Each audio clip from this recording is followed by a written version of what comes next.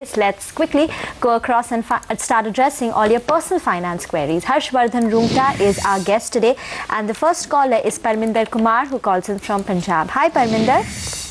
Hello hello, आप बताएंगे आपका क्वेश्चन क्या है? मैडम मेरा क्वेश्चन है जी, मतलब मैंने ना एक 2005 में अपनी बेटी के नाम पर मैंने एक LIC की पॉलिसी ली थी, जीवन किशोरी। ठीक है। हाँ मैडम, मुझे 3103 रुपए उसकी मतलब वो सालाना किस्त है जी। मतलब वो 60,000 का बीमा था जी, 19 साल के लिए। 19 साल। हाँ जी, 19 ईयर के लिए।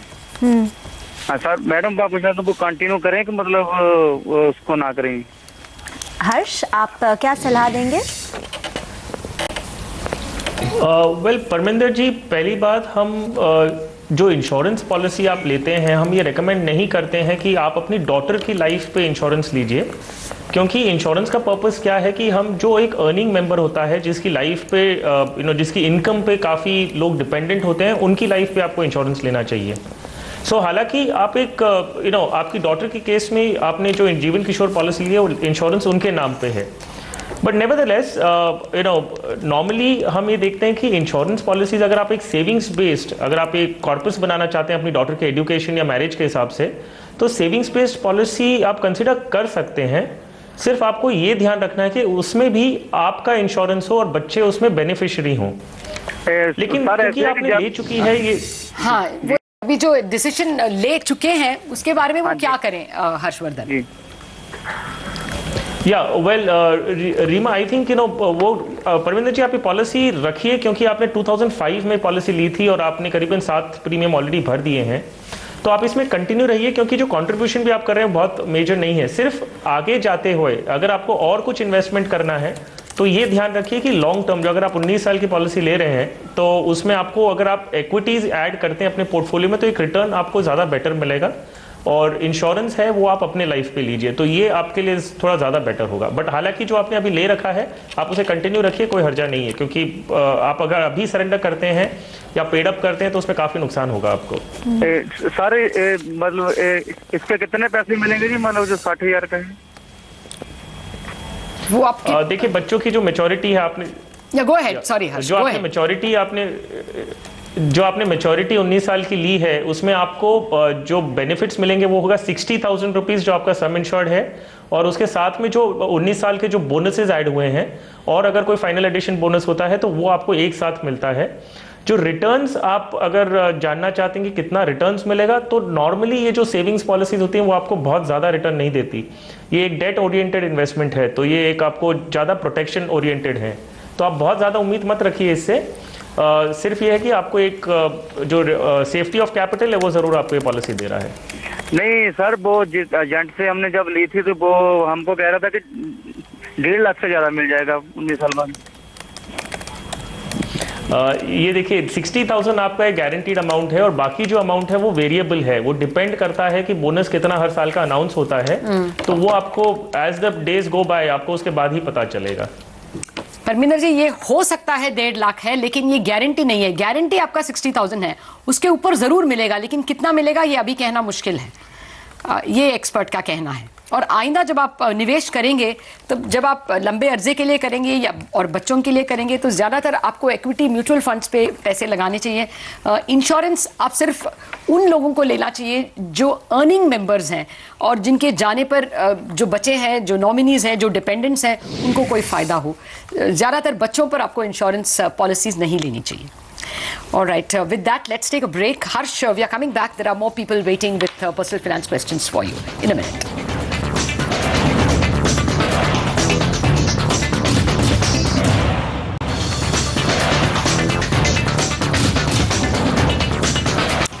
Welcome back. We have been talking to Harshvardhan Rungta and posing several personal finance questions to him. But in the meanwhile, the market has taken a little bit of a turn for the worse. So we are probably at the lowest point of the day. It's not saying much. It's still in a range, still within striking distance of the 5,200 mark. But it does look like there is a decent amount of red on the screen. And perhaps what's worrying is it's a 1.2% cut on the Nifty Junior. If that's an indicator of trading sentiment, then perhaps it's not pointing to a very very positive next couple of hours. But let's wait and see. We should be having the European opening in a bit now. Yeah, maybe in 5 minutes or so. And perhaps that will give us something by way of a trend. For the moment, personal finance is what we stick with. And Vishal Gaur is joining us from Kanpur. Go ahead, Vishal. What is your question? Ma'am can you talk in Hindi? Yes, please go ahead. Hindi में बताइए. Ma'am actually हमारा question ये है कि मैं Reliance growth के growth option में 1000 per month और HDFC टॉप 200 में 1000 पर मंथ फ्रॉम 11 मंथ से मैं इन्वेस्टमेंट कर रहा हूँ जी. Okay ma'am. हाँ. तो हमारा जो एडवाइजर है, म्यूचुअल फंड एडवाइजर, उन्होंने मुझको राय ये दी है कि आप कंटिन्यू 20 साल तक 2000 पर मंथ इसी तरह इन्वेस्ट करते रहिए, बट स्टार्टिंग के 5 इयर्स में जैसे आपका 1 साल का 24,000 का इन्वेस्टमेंट कंप्लीट होता है जी, आपको उसमें से 17,000 के आपको यूनिट सेल करके आपको LIC की अनमोल गोल्ड पॉलिसी लेनी होगी. ये आपको 5 साल तक करना पड़ेगा, स्टार्टिंग 5 साल तक. अनमोल गोल्ड पॉलिसी. जी हाँ, इस तरह से आपकी LIC और आपकी SIP दोनों चलती रहेगी और आफ्टर 20 इयर्स आपका अमाउंट जो तैयार होगा वो अप्रॉक्स 2 करोड़ होगा. अप्रॉक्स 2 करोड़. नहीं, हमें नहीं लगता ये एडवाइस सही है, लेकिन फिर भी हम एक्सपर्ट को ही पूछते हैं वो ये एडवाइस के बारे में क्या कह रहे हैं. हर्ष. वेल विशाल, आपने आपका जो सवाल है उसमें जो क्वेरी है उससे आई एम श्योर कि आपको ये एहसास है कि 2 करोड़ तो कोई हालत में नहीं होने वाला. इनफैक्ट अगर आप 2000 रुपीज़ अगर खाली म्यूचुअल फंड में इन्वेस्ट करते हैं और उसमें अगर 14% रिटर्न आपको मिलता है तो भी आपका 25 लाख रुपए से ज़्यादा मुझे नहीं लगता कि कॉर्पस अपने आप में बनेगा. और जहाँ तक हम इंश्योरेंस की बात कर रहे हैं उसमें रिटर्न्स आपको 14% कंपाउंडेड मिल ही नहीं सकते. सो पॉइंट जो आपने एकदम सही समझा है कि आप ये स्कीम बिल्कुल मत करिएगा. आप अभी 11 महीने से करीबन आप अपने इक्विटी म्यूचुअल फंड्स में इन्वेस्ट कर रहे हैं, उसमें ही कंटिन्यू रखिए. Over a period of 20 years आपका जो इक्विटी से रिटर्न्स मिलेगा वो नेचुरली आपको दूसरे कोई भी प्रोडक्ट से बेटर ही होगा, क्योंकि उसमें पावर ऑफ कंपाउंडिंग होते रहेगा. अगर आप 12 महीने में 24,000 रुपये निकाल लेंगे और उसमें आपको 2 रिस्क है. एक, पहली बात कि मार्केट अगर फ्लक्चुएट होता है, इक्विटीज 1 साल के लिए हम एडवाइस करते ही नहीं है. अगर मार्केट डाउन है 1 ईयर में तो आपको उधर एक लॉस होगा. सेकेंडली, आपको पावर ऑफ कंपाउंडिंग का इफेक्ट मिलेगा ही नहीं, क्योंकि आपने 1 साल में ही उसे पैसे निकाल के एक लो रिटर्न जनरेटिंग प्रोडक्ट में इन्वेस्ट किया है. तो मेरी सलाह आपके लिए विशाल इन अ नटशेल यही रहेगी कि आप अपने म्यूचुअल फंड्स में कंटिन्यू रहिए, उसे 20 साल तक इन्वेस्टेड रहिए. तो आपको अगर कॉर्पस हम एक्सपेक्ट कर रहे हैं तो वो है करीबन 25 लाख रुपए. दूसरी बात, जो स्कीम्स आपने इन्वेस्ट की है वो ठीक है, आप HDFC टॉप 200 मेंटेन करिए. आपने जो रिलायंस ग्रोथ लिया है वो एक mid and small cap fund है और अपनी कैटेगरी का भी बहुत बेहतरीन फंड नहीं रहा है. अगर आपको मिड कैप और स्मॉल कैप कैटेगरी में ही रहना है तो आप SBI का इमर्जिंग बिजनेसेस फंड सेलेक्ट करिए और आप उसमें निवेश करिए. और अगर आप कुछ भी म्यूचुअल फंड्स में नहीं समझते हैं, इक्विटीज़ में नहीं समझते हैं, तो सिर्फ HDFC टॉप 200 फंड चूज़ करिए और उसी में पूरा 2,000 रुपये डाल दीजिए और ये आप 20 साल तक रखिए. आपको करीबन 25 लाख का कॉर्पस बनेगा. आपको अगर 1 करोड़ की एक्सपेक्टेशन है तो आपको जैसे आपकी इनकम बढ़ती है आगे जाते हुए आप उसे 7,500 रुपीज़ तक करीबन लाइए तो आपका शायद ये कॉर्पस 1 करोड़ का अक्यूमुलेट हो जाएगा. So that is what I think Lata that we should do.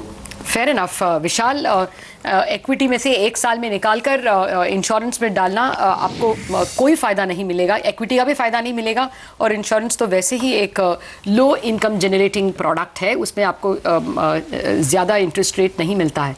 इसलिए एक्सपर्ट का मानना है कि आपको जो म्यूचुअल फंड है उसी में बने रहिए और उसमें ज़्यादा निवेश कीजिए. आगे जाकर 7,000 तक आपके निवेश को बढ़ाइए, फिर शायद 20 साल में आपका टारगेट अमाउंट 1 करोड़ आपको मिल सकता है. लेकिन इंश्योरेंस में फिलहाल इसमें से निकलकर इंश्योरेंस में नहीं डालिएगा.